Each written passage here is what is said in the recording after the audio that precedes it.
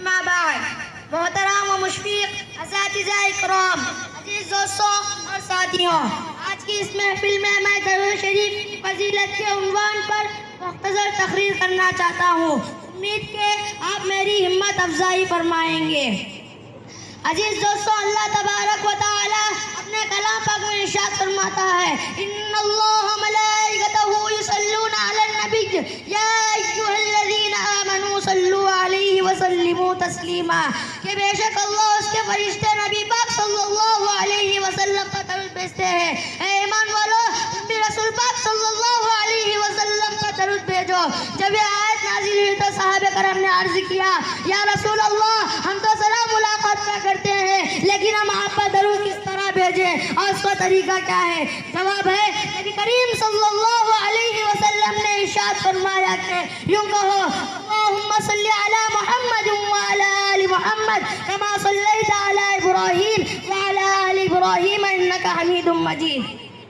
محترم بزرگوں، دوستوں، درود شریف پڑھنے کی بے شمار فضیلتیں آئی، اس میں سے چند فضائل بیان کرنا چاہتا ہوں۔ نبی رحمت صلی اللہ علیہ وسلم نے ارشاد فرمایا کہ میرے پاس پروردگار کی طرف سے ایک آنے والا آیا اور اس نے کہا کہ آپ کی امت کا جو شخص آپ پر ایک مرتبہ درود بھیجے، اللہ تعالیٰ اس کے لیے 10 نیکیاں لکھ دیتے، اس کے 10 گناہ معاف فرماتے اور اس کے 10 درجات بلند فرماتے۔ ماشاءاللہ، کیا بڑی فضیلت ہے۔ اسی طرح حضرت عبداللہ بن مسعود رضی اللہ تعالیٰ عنہ بیان کرتے ہیں کہ نبی کریم صلی اللہ علیہ وسلم نے ارشاد فرمایا، اللہ کے مخصوص فرشتے زمین میں گھومتے پھرتے ہیں، جب کوئی میرا امتی مجھ پر درود بھیجتا ہے تو مجھ پر اس درود کو پہنچا دیتے ہیں، اور قیامت میں سب سے زیادہ مجھ سے وہ شخص قریب ہوگا جو مجھ پر کثرت سے درود بھیجتا ہے۔ اسی طرح حضرت انس رضی اللہ تعالیٰ عنہ سے مروی ہے کہ آپ صلی اللہ علیہ وسلم نے ارشاد فرمایا کہ جس شخص سے میں میرا ذکر ہو سکے کہ مجھ پر درود بھیجے، اور جو مجھ پر ایک مرتبہ درود بھیجتا ہے اللہ تعالیٰ اس پر 10 مرتبہ رحمت بھیجتے ہیں۔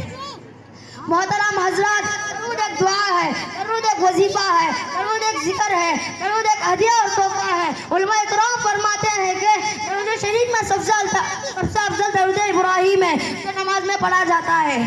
اسی طرح حضرت عبداللہ بن اللہ تعالیٰ سے دعا ہے کہ ہمیں پیارے رسول مقبول صلی اللہ علیہ وسلم پر زندگی کے شب و روز کثرت کرنے اور قیامت کے دن آپ کے ہاتھوں جامع کوثر عطا ہونے اور آپ کی شفاعت پانے کی توفیق عطا فرمائیے۔ اسی چند کلمات پر میری تقریر ختم کرنا چاہتا ہوں۔ وآخر الدعوانا ان الحمد للہ رب العالمین۔ ماشاءاللہ۔